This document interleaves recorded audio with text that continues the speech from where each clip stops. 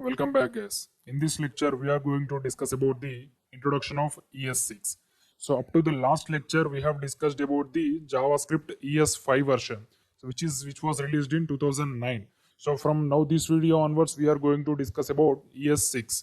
So first, I will explain the what are the features of ES6, and from the next video onwards, we are going to learn different features of ES6 with practical explanation. So first, I will explain the features. So ES6 is also known as ECMAScript 2015 because it was released in 2015. That's why it is also called as ECMAScript, or it is also called as ESMAScript 2015. So ESMAScript 2015 or ES 2015 is a significant update to JavaScript programming language. It is the first major update to the language since ES5. So as I said, ES5 was released in the 2009. So after 2009, the first update got to this JavaScript is ES6 in the year of 2015. So that's why it is called as ESMAScript 2015. So compared to all the JavaScript updates, the ES6 update was the biggest update in the history of JavaScript.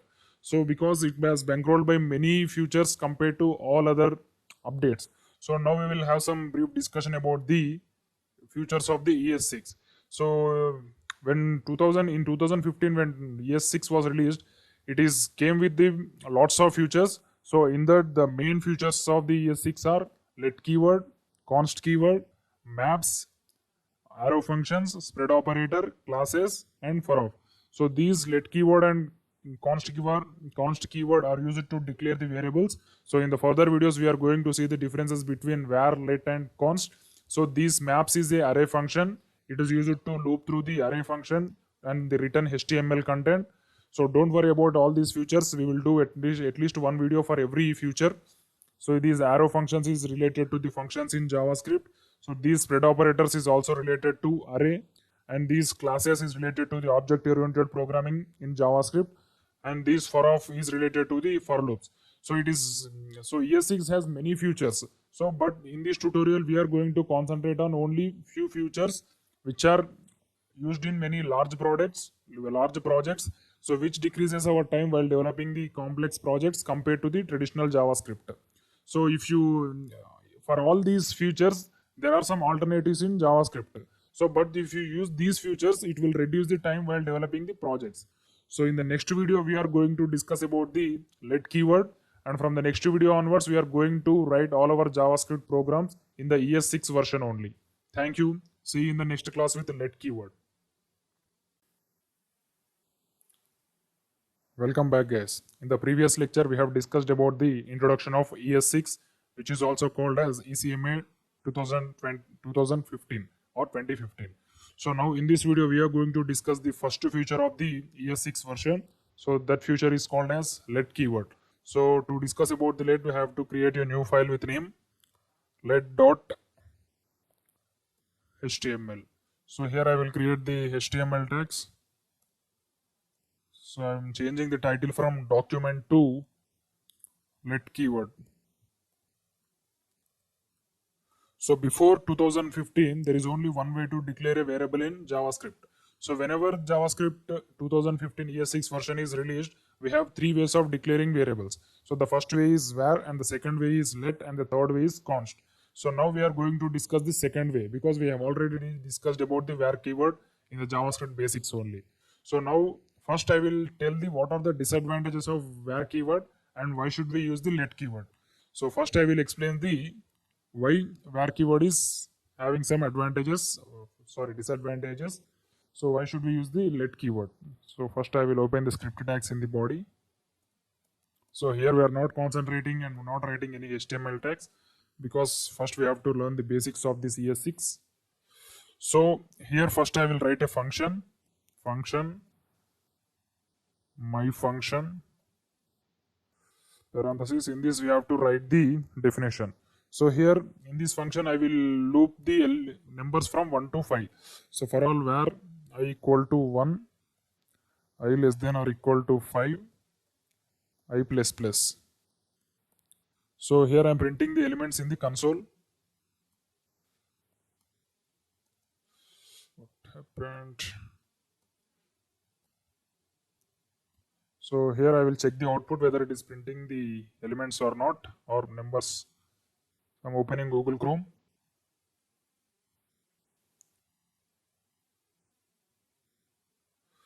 So here you can see the Chrome is open. Now I will execute this HTML file.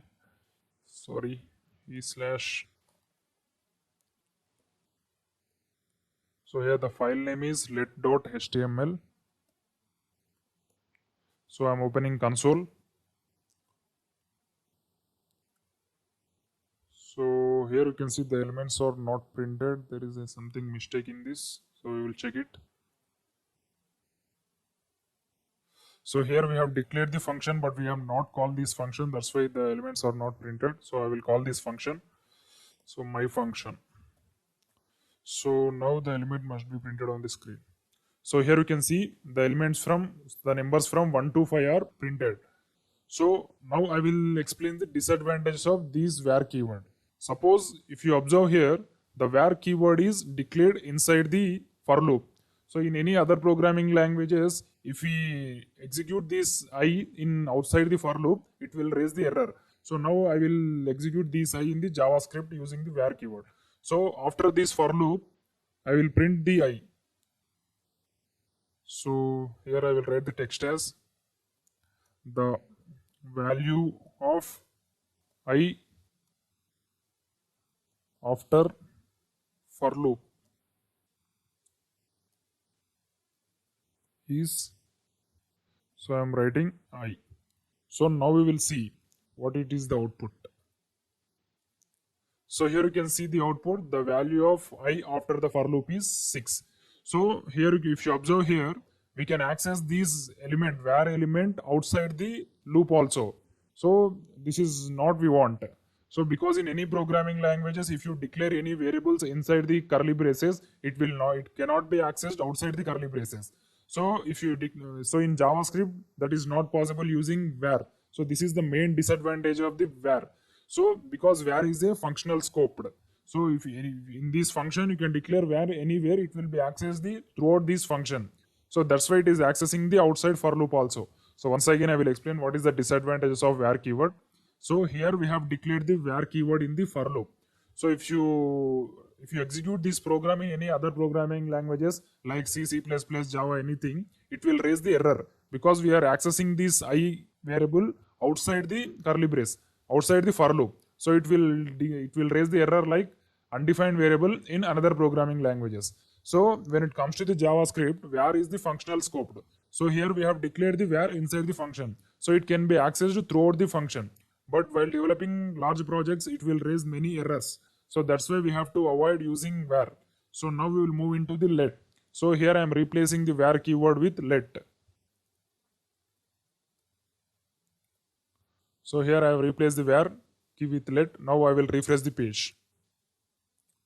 So here you can see the output. It raising error. Uncaught reference error. I is not defined at my function. So this is what we want. So whenever we want to access the element outside the loop, it should raise errors. Then only our program will be efficient. So if it not raising any errors, we can access this I anywhere throughout the function. So that's not we want. So whenever we want to access the element outside the for loop, it should raise the error. Then only our program will be efficient only. So the main difference between var keyword and let keyword is scope of the variable. So here the var is the functional scope and let is the block scoped. So here the let is defined in this block, for loop block. So that's why it cannot be accessed outside the for loop. So when it comes to the var is the functional. So if you declare var here, it will be accessed throughout this function. You can access the var keyword at any place of this my function. So if you access outside the my function, so as it is, it will raise error. So in this my function only, if we access the loop outside the for loop, it should raise errors. So if you use var keyword, it doesn't raise any errors. So that's why we should avoid using var keyword. So from the next video onwards, we will be using only let keyword because var is not used in the large projects. So from 2015, almost 90% of the developers were avoided var keyword. They are also using only let and const keyword. So in the next video, we are going to discuss about the const keyword. Thank you. See you in the next class. Welcome back, guys. In the previous lectures, we have discussed about the let keyword and differences between where and let. So now in this video we are going to discuss about the second feature of ES6. So that is const. So I am creating a new file with the name const.html. Const.html. So I am doing the HTML formalities. So here I am changing the title from document to const keyword. So in this video also, first I will tell the differences between var, let and const. So when should we use the const and when should we avoid var and let? So first I will open the script tag in the body. So first I will write the element, I will write the variables with var a is equal to 6. So first I will print this a in console a. So now we will see the output whether it is printed on the console or not. So I will go to the Google Chrome. So I will execute this file colon. So here the file name is const.html.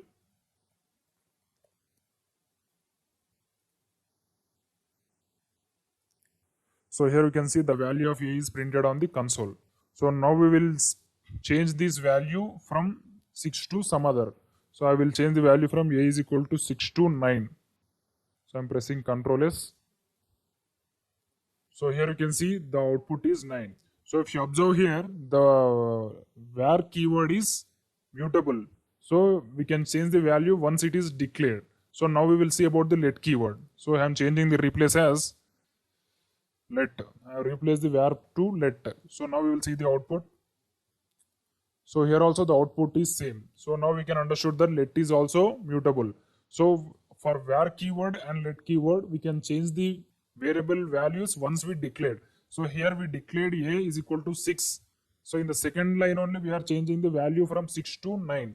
So whenever you want to use the constant variable, so that is not possible with var keyword and let keyword. So in these cases we have to use the const keyword. So now I will replace this with const. So now we will execute this program. So here you can see the error, uncaught type error assignment to constant variable. So whatever the value we declare to the const variable, that cannot be changed once it is initialized. So this is the definition of the const variable. So it is similar like constant or final in JavaScript. The variables which are declared with final keyword cannot be changed in some other languages. So in C or C++, we use something different code for declaring constant variable. So when it comes to JavaScript, we have to use the const keyword. So whenever you want to declare a variable, we should not change again once initialized.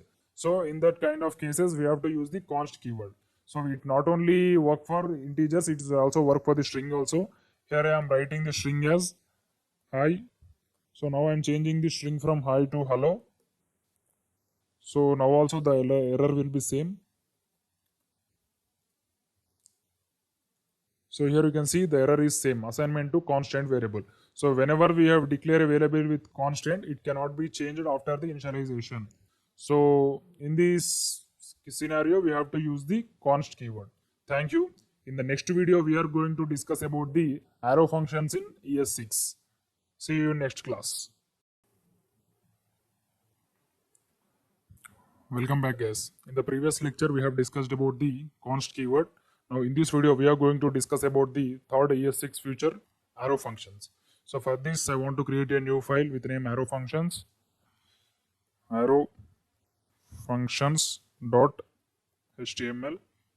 So in this only we are going to create arrow functions. So first I will create the HTML code. So here I am changing the title from document to arrow functions. So arrow functions is also similar to normal JavaScript functions, but it reduces the syntax of functions compared to the JavaScript, normal JavaScript. So now first I will tell the syntax for normal JavaScript, and afterwards I will tell the syntax of arrow function. Then you will understand the differences between both. So first I will create a simple h1 tag with id is equal to text. So here I am naming this h1 tag as, so this is button. So first we have to initialize a function. To initialize the function, I want to create a button. After clicking that button, we have to execute that function on click. So I'm after clicking this button, I want to execute a function action. So here I'm changing the button as click me. So here the HTML part is completed. Now we will move into the JavaScript part. So here I'm opening script part. So first I will tell the normal procedure for executing a function, for declaring a function and defining the function.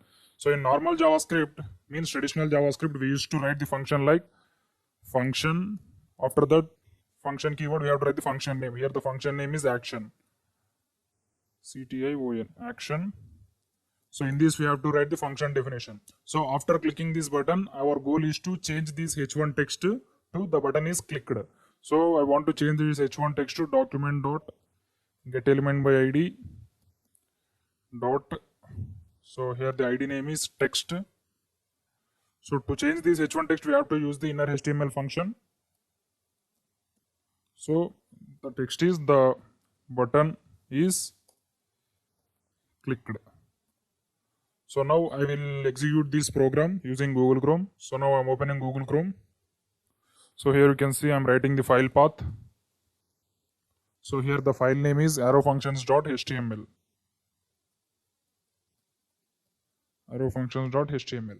So here you can see there is a h1 text and there is a button. After clicking this button, the function should execute. So the function having the statement like these text should change to something like the button is clicked. Here the button name is wrong. I will write click me. So I will change it to click me. So I will refresh this page. So here you can see after clicking this button, this text should change to the button is clicked. So here I'm clicking this button. So here you can see the text is changed to the button is clicked. So as of now, we have not discussed any arrow functions. We just wrote this definition using the normal traditional JavaScript function. So now we are going to implement the same arrow function, same definition in arrow function. So first I will comment this text so it will not execute. So here I've commented these three text. So to comment in JavaScript, we used to write the 2 backslash for one line. So here I'm pressing Ctrl S. So now I'm going to write the arrow function for this action. So to write arrow function, the syntax is first you have to write the function name without any keyword. So in arrow functions, we do not use any keyword. We just we can directly write the function name. So here the function name is action. So after function name, we have to write the equal to. After equal to, we have to tell the JavaScript compiler to treat this action as function. So to tell the compiler that to treat this action as function, we have to use the parenthesis. After equal to, we have to use the parenthesis.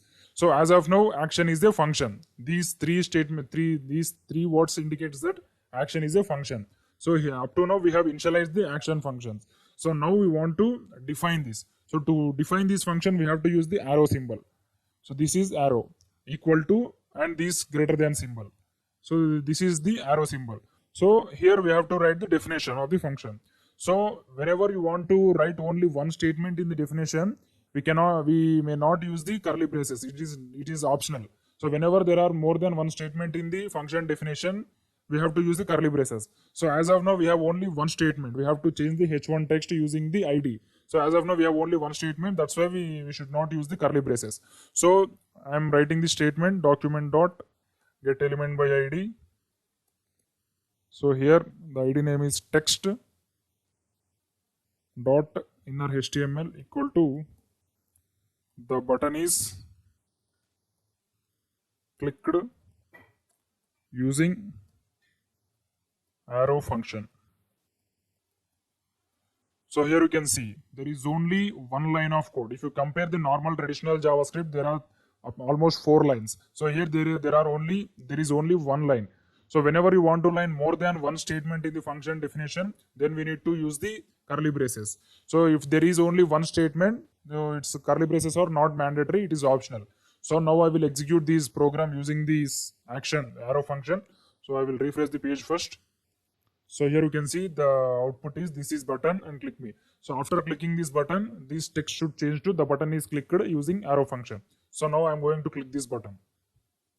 So here you can see the button is clicked using arrow function. So here we are not used any function keyword or any var keyword, not even one keyword, not even one JavaScript keyword we have used. So it is completely arrow function. So once again, I will explain the syntax of the arrow function. First, we need to write the function name. After function name, we have to use the equal to. After equal to, we have to tell the Chrome or any browser that this action is a function. So every function must have the parenthesis, whatever it may be. It may be a traditional JavaScript or it may be arrow function or anything. Every function must consider having the parenthesis. So after parenthesis, we have to write the function definition using this arrow. So in traditional function, we have to use the curly braces. So in arrow functions, we do not use the curly braces for only one statement. If we have more than one statement in the function definition, then we have to use the curly braces. So now I will tell when to use the curly braces. Suppose if you want to execute one more statement, then we need to write the curly braces. Now I will write the one more statement in this action function. So here I am writing the one more statement. So after clicking this button, first the H1 text should change. After H1 text changing, we have to alert the pop-up. So here I am alerting the pop-up. The button is clicked. So here I will execute this program. So here you can see the pop-up is coming before the clicking button because the statement is not included in the function definition. That's why it is executing automatically. So whenever you want to write more than two statements in the function, we have to use the curly braces. Now I will use the curly braces to execute these two statements after clicking the button only. So now I will tell how to use the curly braces. So first I will copy these two statements. So I have copied these two statements, copy and remove it. So after arrow mark, we have to use the curly braces. That's it. So in these curly braces, we can write any number of definitions. So here I wrote only two definitions. So now I will execute the program. So here you can see the alert pop-up is not came. After clicking the button only, first the alert pop-up will come. After that, the text will change. So for I'm clicking this button. So here you can see the first alert pop-up will come. So I'm clicking OK. So here you can see the button in text is changed. The button clicked using arrow function. So like this way, we can write the two statements using more than one statement using the arrow function. So arrow function is used in whenever you want to write only one statement in the function. So in traditional JavaScript, if you want to write one statement also, then we need to use the curly braces and it will increase the syntax of the function. So in case of arrow function, if you want to write only one statement in the function, then we do not use the curly braces. We can write all the things in only one line. So this is the advantage of arrow function. So now we will see how to pass the parameters to arrow function. So if you want to parameters to arrow function, here we will take the parameter value. So here we will send the value, here we will take the value. So now I will send the value to the function as JavaScript as the string. So in the alert pop-up, we have to print this JavaScript. So first I will comment this arrow function and I will execute this parameter in normal traditional JavaScript. So I will comment this and I will uncomment this. So first I will tell how to take the parameter in normal traditional JavaScript and afterwards we will discuss about how to take the parameter in arrow function. So to take this JavaScript parameter in this function, we have to use any string name. Here the string name is language because we are sending the JavaScript as the string. So we have to use the string in alert pop-up. Alert, we have to print the language. So now we will see whether it is the parameter received successfully or not. So here you can see the parameter received successfully. In the alert pop-up, we can see that JavaScript is the string. So in this way, we can receive the parameters and we can send the parameters in traditional JavaScript function. So now we will see how to receive the parameter in arrow function. So here again, I am commenting this normal traditional JavaScript function. So now I will write the parameter code in this arrow function. I will uncomment this. So here we have to take the parameter in these curly braces. So if you observe here, after action and equal to operator, there is a parenthesis. In this parenthesis, we can take the parameter or argument. So here I am taking the parameter with the name language. So now we need to print this language value in the alert. So here I am printing the language. So now I will refresh the page. So the output must be same. So here you can see the value is JavaScript. So here we have sent the parameter to arrow function. After clicking this button, the h1 text is changed. So like this way, we can pass the parameter and we can receive the parameters in the arrow function. So there are mainly two uses of arrow function. So with the help of arrow functions, we can avoid the function keyword. So if you observe here, there is no function keyword in this arrow function. So in traditional JavaScript function, there is a function keyword. So after that only we have to write the function name. So in arrow function, there is no function keyword. So whenever you want to return something in only one statement, suppose you want to return 5 in the function definition, then we can simply use the arrow function because there is only one statement. So in traditional JavaScript, if you want to write only one statement in the function definition also, you have to use this function keyword and curly braces. So it will reduces the syntax of the code. So in the next video, we are going to discuss about for of iteration. Thank you. See you in the next class.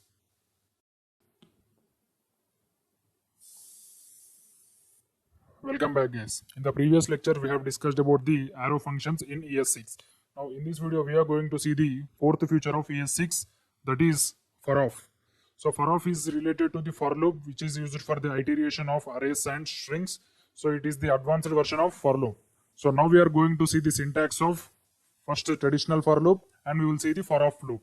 So, for this, I will create the new file name with for of dot HTML. So here I will write the HTML code first.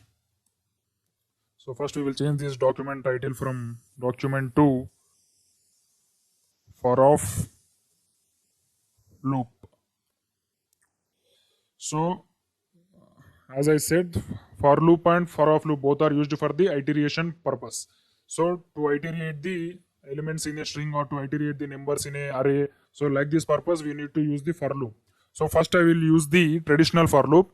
So for this I will create a new array where numbers equal to, we will write some numbers from 1 to, sorry. So here we will write some numbers 1, 4, 7, 5, 9, 2, 6, etc. So now we will loop through this element and we will print one element in the document.write method. So for this we have to use the for loop where I equal to 0, I less than numbers dot length. So here array name is numbers, so that's why we have to write the numbers dot length. Sorry, I forgot to open the script tags in the body, that's why it is raising error. So I'm removing all these things. First I will open the script. So here first we will declare the array where numbers equal to array of some numbers 1, 4, 7, 8, 5, 9, 2, 3, etc. Sorry, here we got the dot operator. So here you can see in this numbers array there are almost 8 elements. So now we will loop through these elements using the document.write method for all where I equal to 0, I less than numbers dot length, and I plus plus. So we will print the every element in the next line, document.write. So first we will print the element numbers of I. So it will start the index from 0 to the length of the array. So the length of the array is 7 because there are 8 elements in the array. So that's why the length of the array is 7. So we will write the next line using the br tag. So HTML br tag. So if you do not write this br tag, all the elements will be printed in the horizontal direction only. So we do not want that. So we want every element, every number to be printed in the next line. So that's why we are using the br tag. So now we will see the output. So here I'm opening Google Chrome. So in the URL we will write the file path. So the file name is forof.html. So here you can see the numbers are printed. The first number is 1.4, second number is 7, third number is 8.5, fourth number is 9, fifth number is 2, and the last number is 3. So this is these are the numbers in the array. So now we are going to loop through these numbers using for of loop. So I will remove these decimal numbers. I will write only normal integers. So here instead of writing dot, I will use comma. Then it will be converted as integer. So here you can see the output. So here the list of elements 1478593. So now we are going to loop through these elements without declaring a variable, without using less than greater than symbol, without using any initialization. So it's very simple to loop the array or string in for of loop. So I will remove all these tags. So we just need to use for. So this is same for normal for loop, and these ES6 for loop also this is same. First we need to write the for, after that we need to write the parenthesis. So after parenthesis we have to initialize an object to loop through this array. So here I want to write the object name as num. So because we here the array is numbers, that's why I am writing the object name as num. So num of numbers. So these treats as for every iteration, these digit will be assigned to num. So it will automatically take the length of the array. It will automatically take the index point as 0. So first I will execute this code. Afterwards I will explain the code. So document dot write. So here same num. So after that we have to write the next line using br tag. So here I will refresh the page. So here you can see the output is same. So like this way we can loop through the array elements using for loop. So now I will explain the syntax and explanation about this. So here if you observe here, the for loop syntax for both traditional JavaScript and ES6 is same. First we need to write the for, after that we need to open the parenthesis. So in traditional JavaScript for loop, we have to use the any variable initialization like I is equal to 0, I less than something, I plus plus. So these are all the things in traditional JavaScript for loop. We have to declare the variable and we will write the condition. Afterwards, we will the increment. So when it comes to the ES6 for of loop, we need not to write all those things. So the built-in JavaScript compiler take care of all those things. We just need to initialize an array of this array, object of this array. Here the object name is num. So it will automatically take the index as 0. It will automatically find the length of the array and it will loop through the array using these numbers. So for every iteration, one element will be assigned to this object. So for the first iteration, one will be assigned to num. So that's why num is 1 is printed on the first line. For the second iteration, 4 is printed. For the third iteration, 7 is printed. So like this, it will continue up to the 8th iteration. So like this way, it will print the elements in the array. So it will also be applicable for the string also.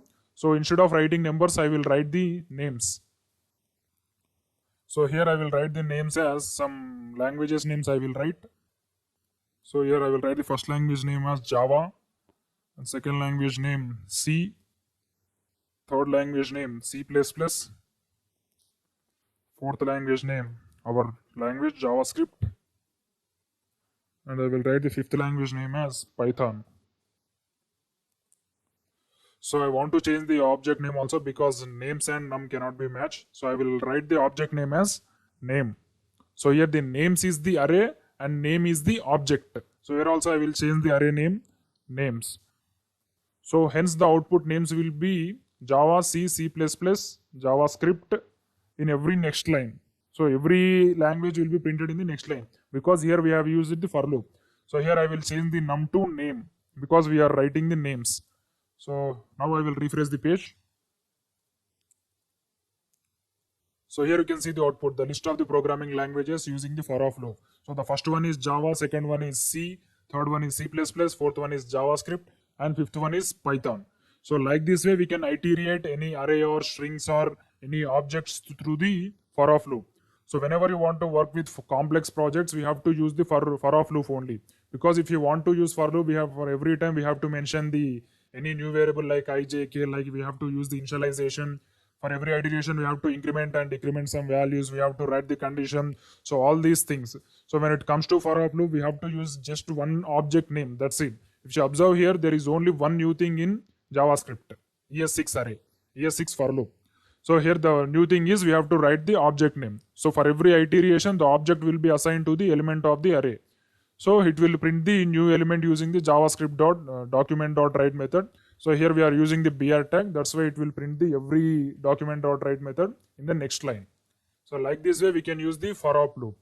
So in the next video, we are going to discuss about spread operator. It is also related to array. Thank you. See you in the next class. Welcome back, guys. In the previous lecture, we have discussed about the for of loop in ES6. Now in this video, we are going to discuss about spread operator. So this is also related to the arrays concept only. So now I will create a new file for this spread.html. spread.html. So first I will complete the HTML formalities. So here I am changing the title from document to spread operator. So first I will explain what are the disadvantages of using the normal array functions, and what are the afterwards I will explain how should we use spread operator and why it is advantage, why it is having advantages compared to the normal array operations. So first I'm opening the script tags in the body. So here first I will create a normal JavaScript array with array name numbers. So here I will add first some numbers 2, 5, 8, 4, 6 or something like 9, etc. So here we have initialized an array with some numbers. There are 6 numbers in this array. The values are 2, 5, 8, 4, 6, 9.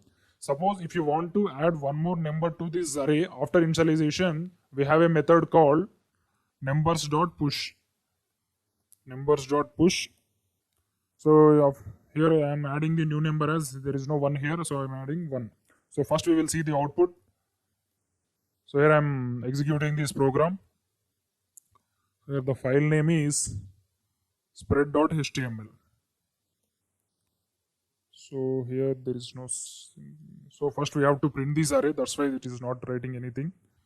So document dot write. So we will print the loop. First we will loop through this element using for of loop. So in the previous lecture only we have discussed about the for of loop. So num of numbers. Here num is the object and numbers is the array. So first I will write the document dot write. So I will print the num value num plus. So here we have to print the next number in the next line. That's why I will use the br tags. So now I will refresh the page. So here you can see the values in the array are printed. So if you observe the array initialization, there are only values up to these 2 to 9. So here you can see 2, 5, 8, 4, 6, 9 are the predefined values, means initialized values. After that we have added one more element with value 1 using the numbers.push method. So numbers.push method is used to add the new element to the array at the end of the array, means after 9. So here you can see the new element 1 is added after 9. Suppose if you want to add the new element at the beginning of the array, we have one more method called unshift. So once we will see that also. So here we are adding the unshift, numbers.unshift. So here we are adding the element 0 at the starting of the array. So now we will see the output.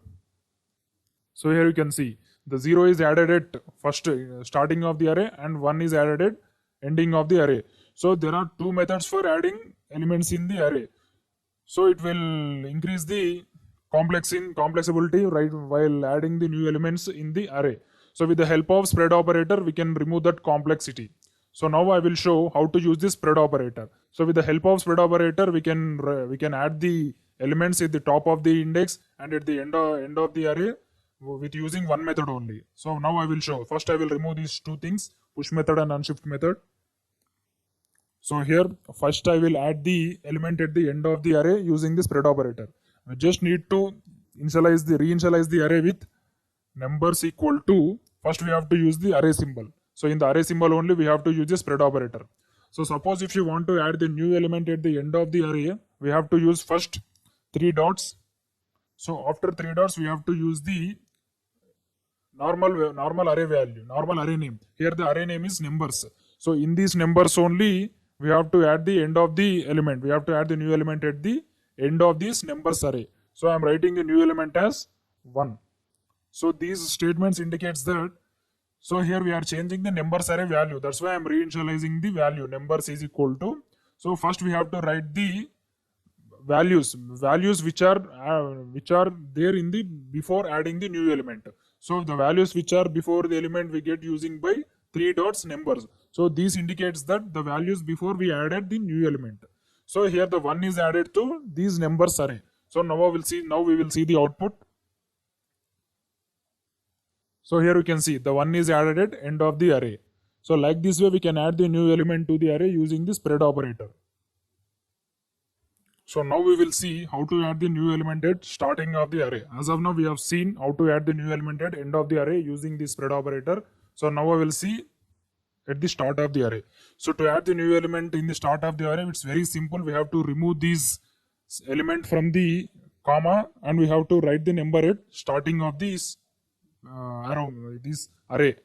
So if you write the 0 at starting, then the 0 will be added at starting of the array. So if you write the new element at after these triple dots number's name, array name, it will be added at end of the array. So now I am writing this new element at starting of the array. So it will be added at starting of the numbers array. So I am refreshing the page. So here you can see the 0 is added at the numbers starting. So starting of the numbers array. So once again I will explain how the spread operator works. So for here first we have declared a numbers array with some values. The values are 2, 5, 8, 4, 6, 9. So to add any new element to this numbers array at the starting of the array or ending of the array, whatever it may be, we can add the new elements using the spread operator.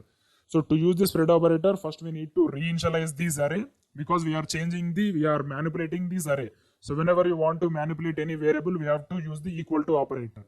So after equal to operator, we should have an idea that where we should add the new element, either starting or ending. So if you want to add the element at starting, we have to place the element at starting. So if you want to add the element at the ending, suppose if I want to add the 0 at ending, we have to use the first triple dots numbers. After that we have to use the 0. Then it will be added at end of the array. So I will refresh the page. So hence the output will be at the last of the array, the 0 will be present. So here you can see the 0 is added at last of the array. So it's very simple. If you want to add the new element, we have to place the new element in the starting of this array. So if you want to add the end of the array, then we have to place the end of these array brackets. So like this way we can add the new elements using the spread operator. It may be starting of the array or end of the array. So now we will see how to concatenate two arrays using the spread operator. So here there are only 6 elements. So I will change these elements from these numbers to something other numbers. So first I will write the 1, 2, 3, 4. So here the first array name is numbers. It consisting of 1, 2, 3, 4. So now I will create the new array, one more array, where numbers 2. So this is the second numbers array. So I will write these numbers as 5, 6, 7, 8.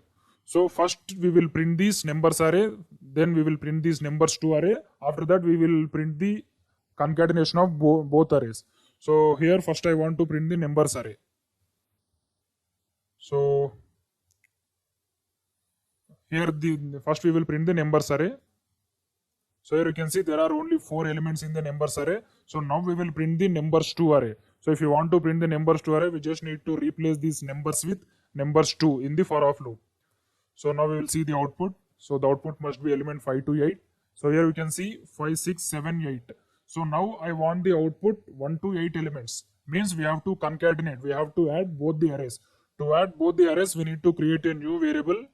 So here, where numbers 3 equal to, so we have to add the new arrays. So to add the new arrays, we just need to write the 2 arrays in these array brackets.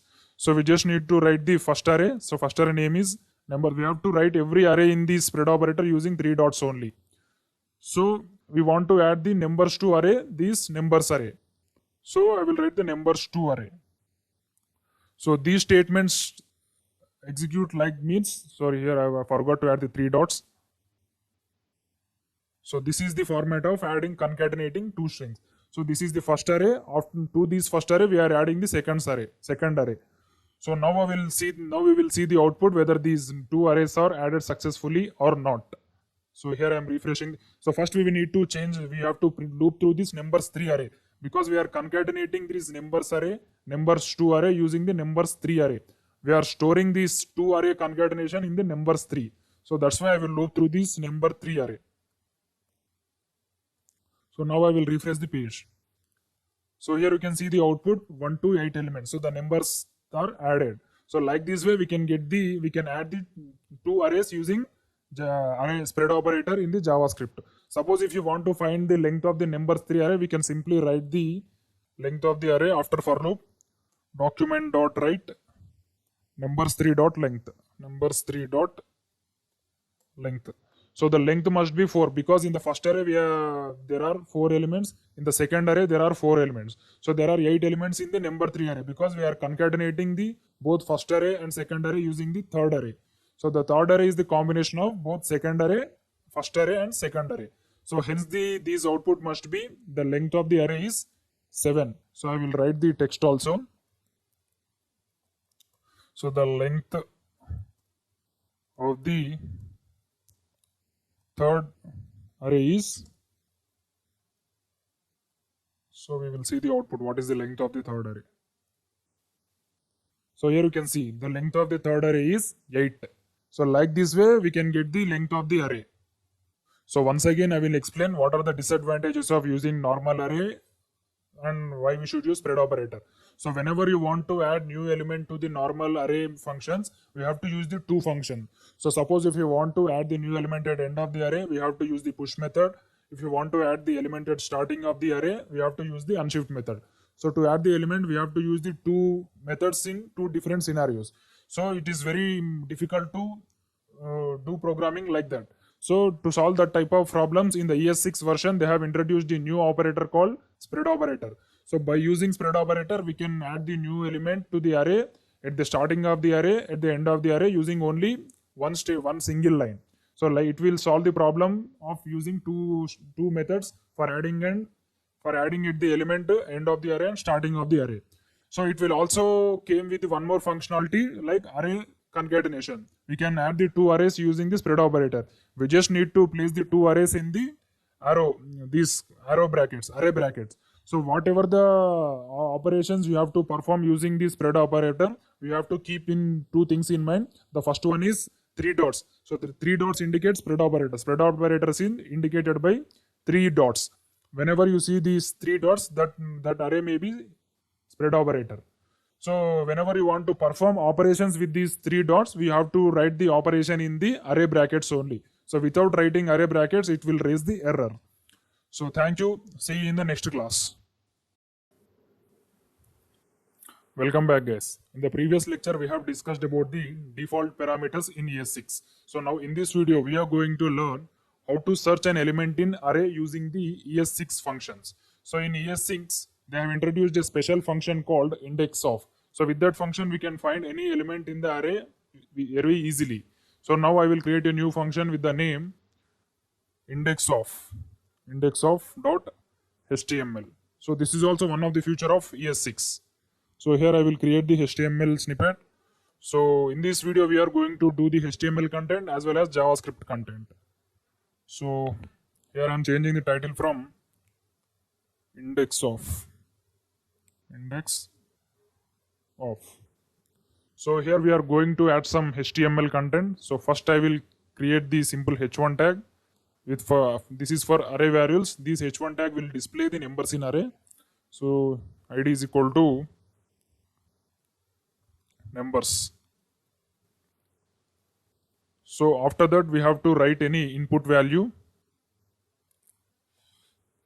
Input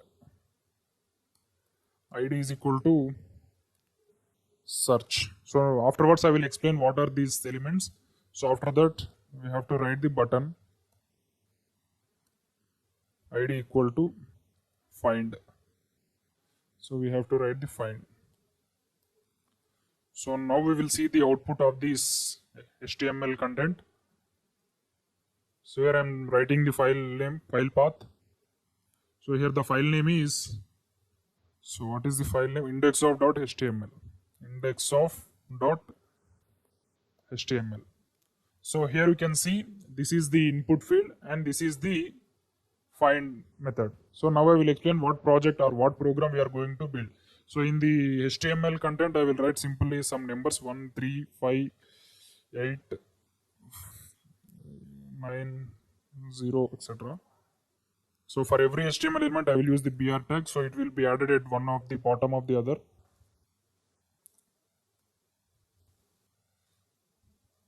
So here you can see these are the elements in array.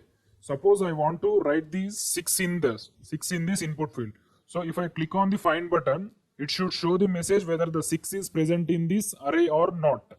So after clicking this button, a alert should pop up with the message 6 is present in the array. So if it is not present in the array, the alert should pop up with 6 is not present in the array. So this is our goal to implement in this program. So we are going to use the index of method to implement this program. So now we will move into the JavaScript code. Here we have completed the HTML content. So here I have used the static data for the explanation purpose. We will add this content using the JavaScript only. So first I will create the numbers array. I'm opening the script tag. So var, you can use var and let both of them you can use. Var numbers is equal to, here I am writing some values 2, 3, 4, 7, 8, 6 and 1, etc. So after clicking this find button only, we have to perform the action. So I will write the onClick function for this button. OnClick find. So we just need to write search method. Search element.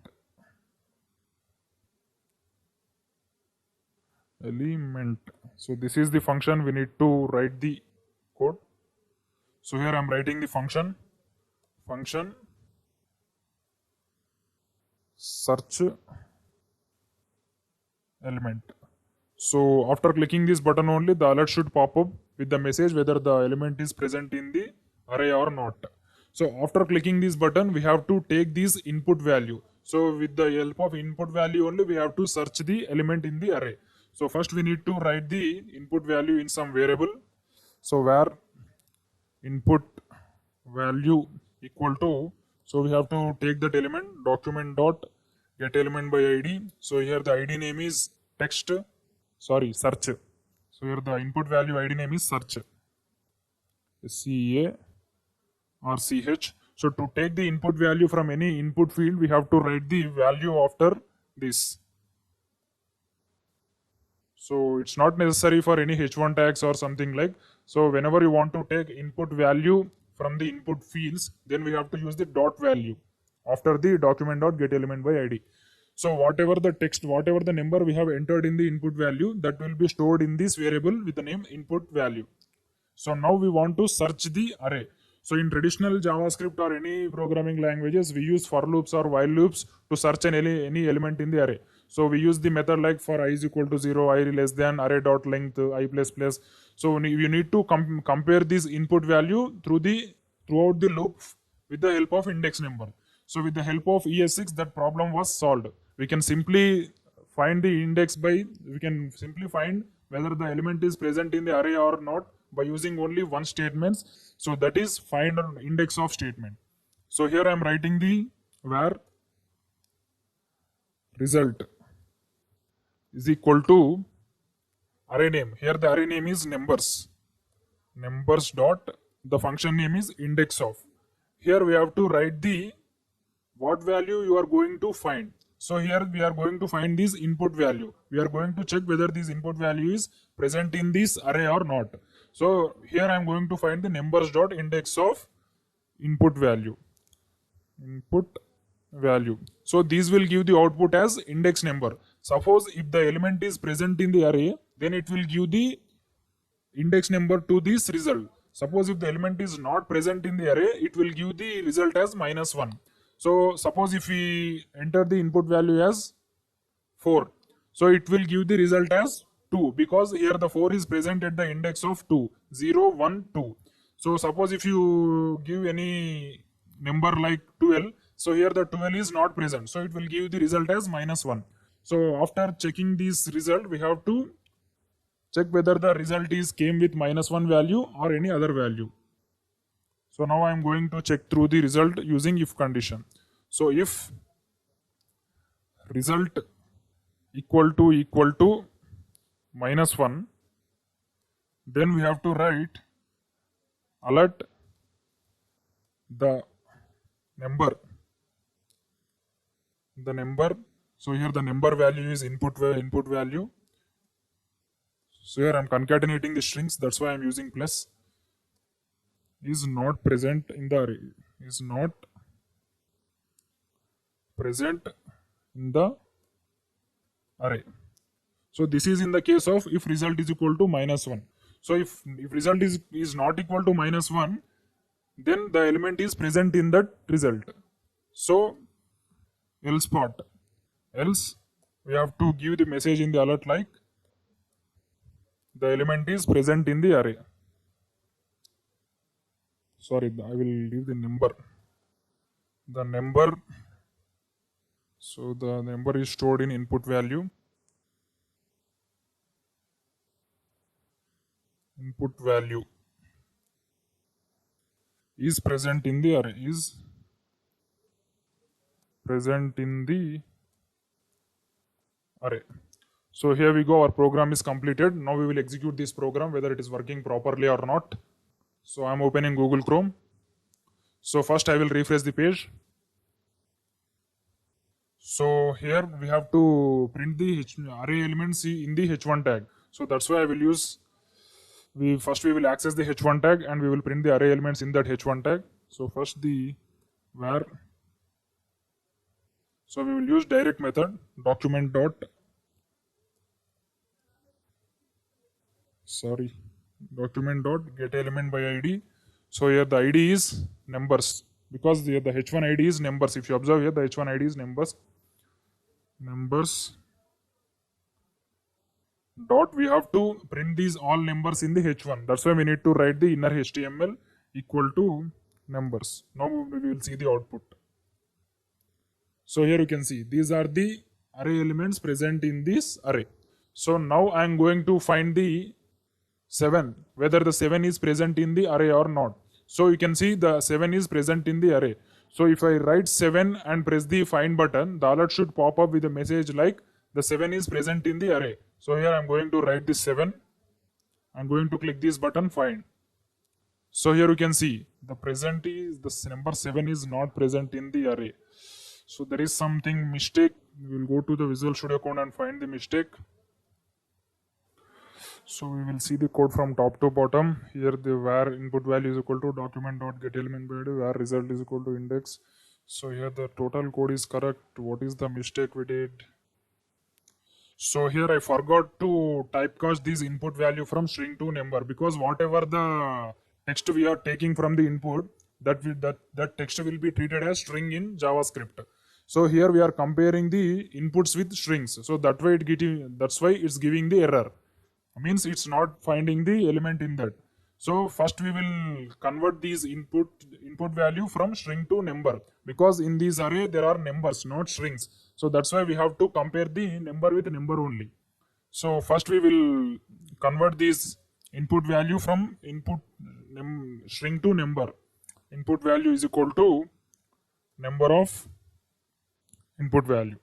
So this number of function is used to convert string to integer or any number value. So the number value may be anything, integer, float, double, etc., anything.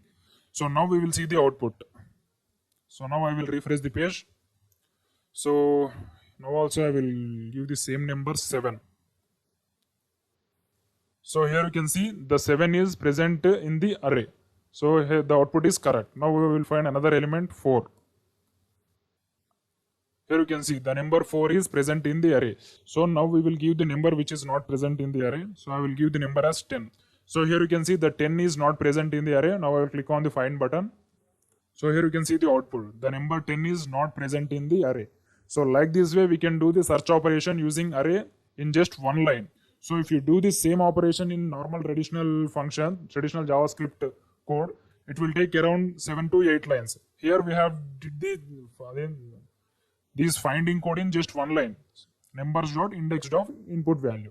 So if the element is present in the array, it will give the index. So if the element is not present in the array, it will give the result as -1. Suppose if you want to display the index also, we can write the number input value is present in the array in the index. in the index. So here last we have to write the index value. The index value is result because we have stored the result in this variable only. So now I will pressing Ctrl S. Now we will move to the Google Chrome and refresh the page. So here I will write the number as 8. So here you can see the 8 is present in the index of 0, 1, 2, 3, 4. So here the 8 is present in the index of 4. So now I will press the button find. So here you can see the array. The number 8 is present in the array in the index of 4. So like this way we can get the index of an element in the array. So wherever it may be.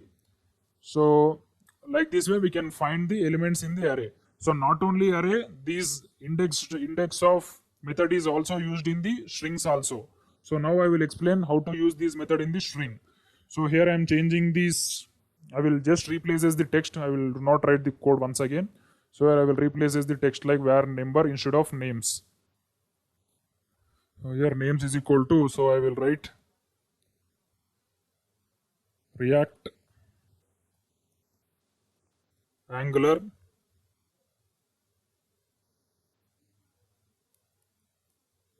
node. So here I will change this document or this text is same numbers where input value. So here we need not to convert this string to number because we are using the string array only. So that's why we should not convert this input value to the string. So hence our program is completed, I think. So there is no change in that. Here we have to use this, we have to change this text. So the instead of number we have to write the name. So the name is not present in the array. So the here also instead of name.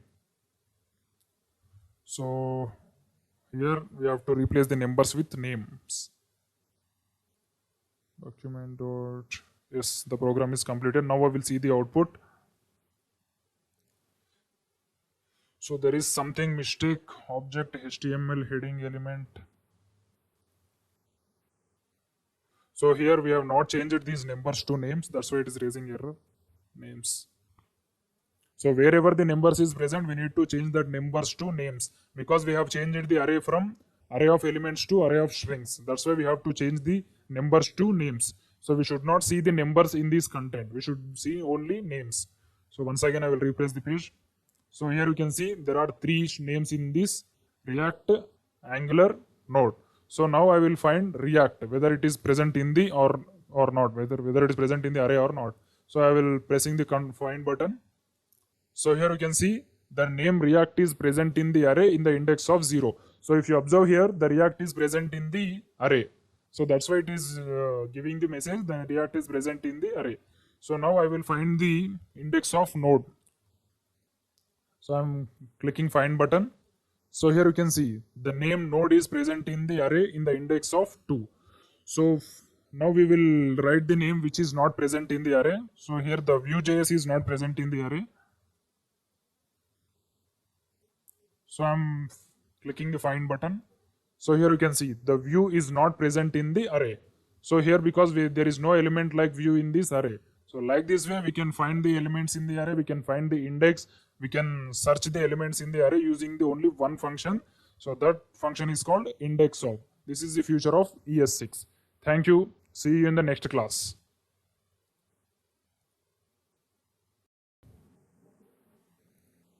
Welcome back, guys. In the previous lecture, we have discussed about the how to check whether an element is present in the array or not.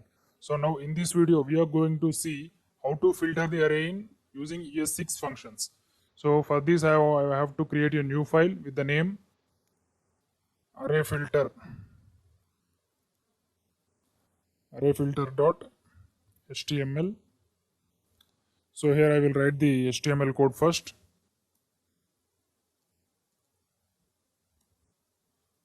So I'm changing the title from document to array filter. So now I will write the h1 tag to display the array elements. So here id equal to elements. So afterwards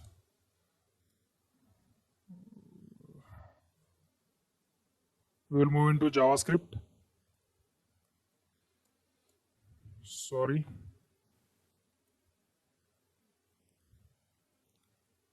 So first we will create an array with some number of elements.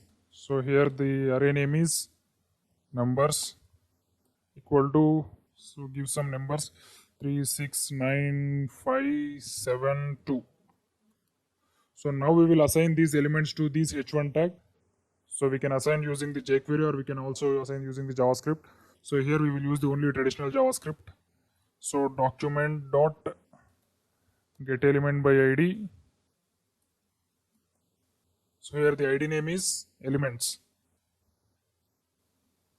Elements dot inner HTML is equal to numbers. So now we will see the output. So here the file name is arrayfilter.html. Arrayfilter.html. So here you can see the numbers present in the array are 3, 6, 9, 5, 7, 2. So now we are going to filter this array using the ES6 array filter method. So first we will write the method. So here we have declared the array. So now we want to filter the elements, like I want to return only the elements which are greater than 5.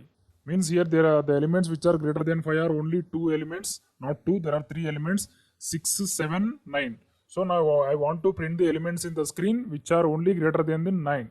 So in traditional JavaScript, we have to use the for loop for that. For every iteration, we have to check whether the element is greater than 5 or not using the if else conditions. So now I am using the ES6 array filter method to avoid that problem. So we will see how to implement the array filter method in ES6. So we just need to write numbers equal to numbers dot filter. So this is the method which is used for filtering the array elements using ES6 numbers dot filter. So first we need to take an object for these numbers. So for every iteration we have to use that object only. So for that I am taking the object as number. Numbers is the array, number is the object. So for every iteration, for 0 index to here the 5th index, these number will be the iteration object for this numbers array. So for every iteration we have to check the condition whether this array element is greater than 5 or not. So here we have to write return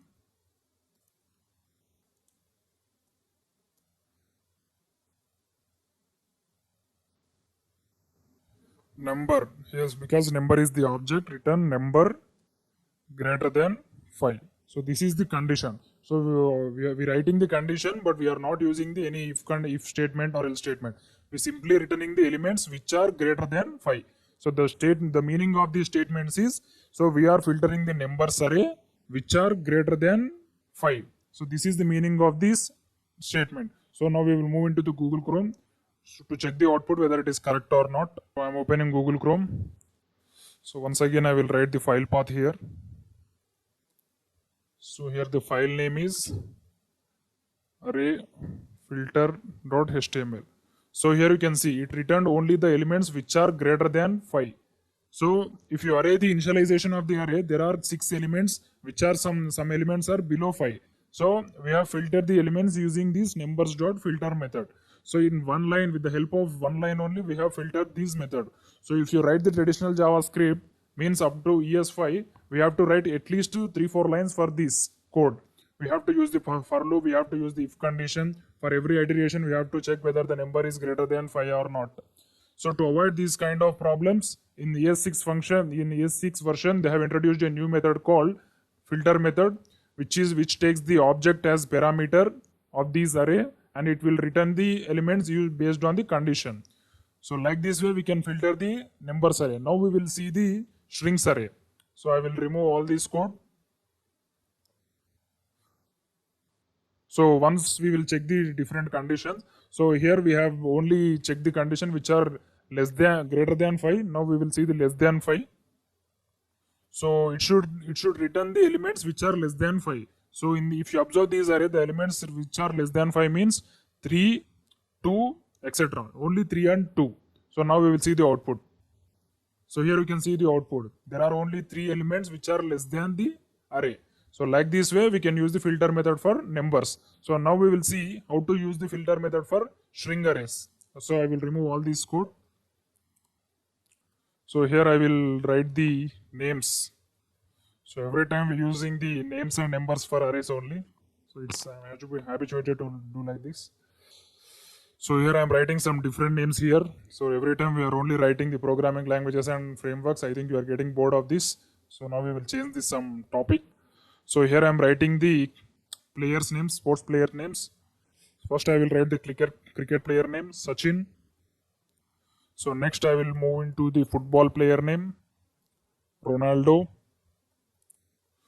So after that we will move into the tennis. So I will write the Djokovic. So afterwards we will move to the WWE. So I will write the name as Roman. So these are the players in the names array. So now we will filter these names array. So here also the function is same, names dot filter. So afterwards we have to take any object in the parentheses. So here the object is name. So we have to write the conditions using this object in the arrow function. So remember one thing, in the filter method we have to use the arrow function only. So now I will return the elements which are return which consists A. Means if you observe here, there are 4 elements in the array. So I want to return the elements which consists A in their string. So to do this, we have to write return name dot includes. So includes means contains. It is similar to the array dot contains. So which includes A. So it will return first. It will check the first element. So in these letters SACHIN, A is present. So it will return Sachin. So if you observe the second element RONALDO, here also the A is present in this fourth letter. So it will return the Ronaldo also.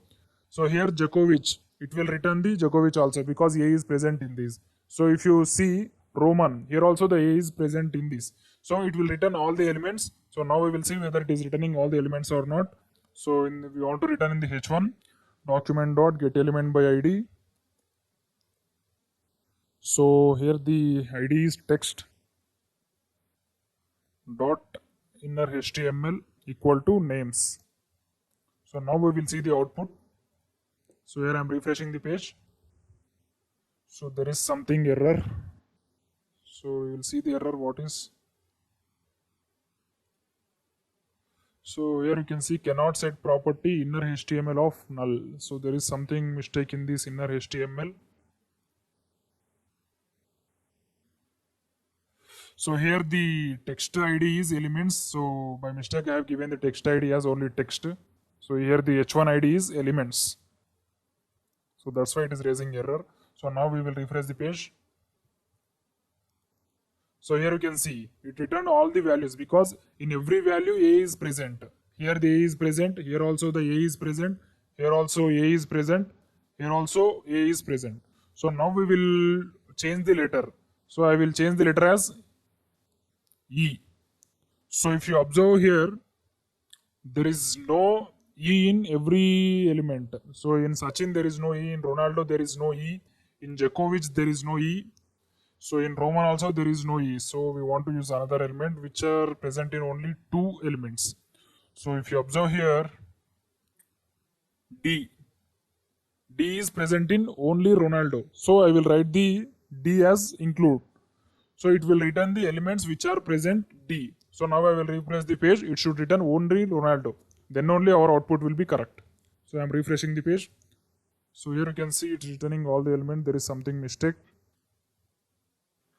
So what is the mistake in the code? Here we have initialized the array successfully. So in the second statement, we have not written the names equal to. That's why it is not reinitializing the array. So names equal to, because we are filtering the elements. So after filtering, we should assign the elements to these names. So that's why it is not filtering. So now I will open the Google Chrome and I will execute one more time. So I will write the file path.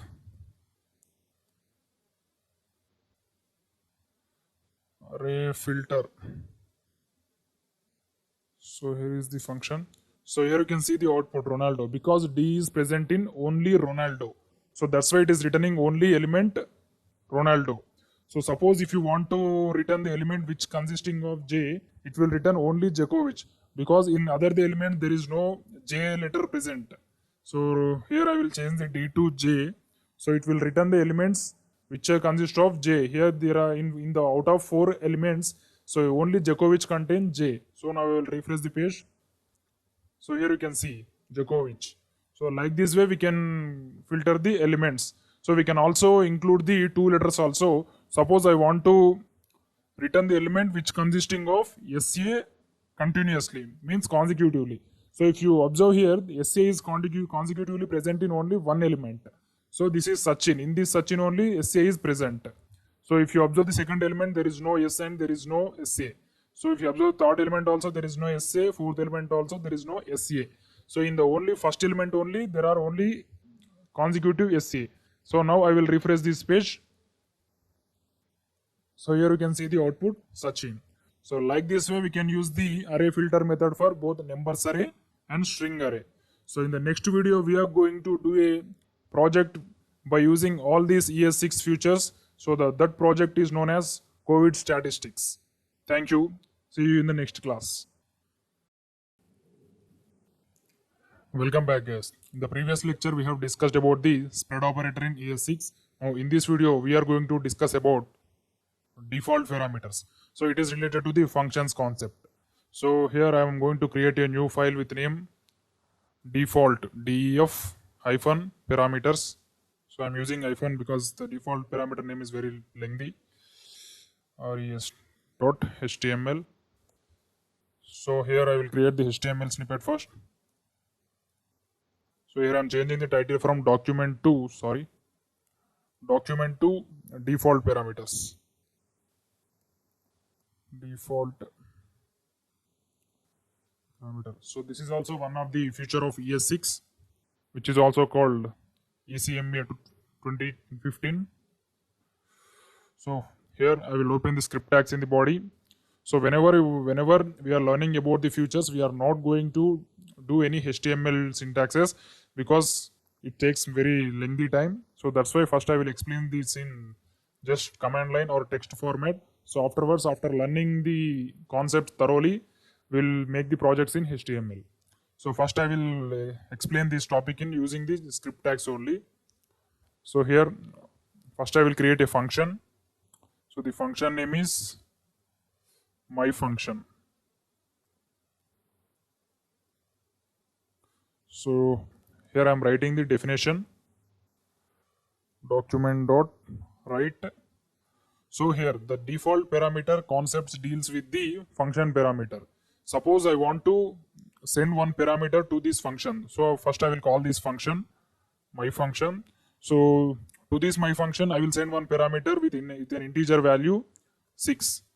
So to accept this value, here we have to write any variable in this function parenthesis. So here I am writing the value as number. So now I want to write the text as, so the received number is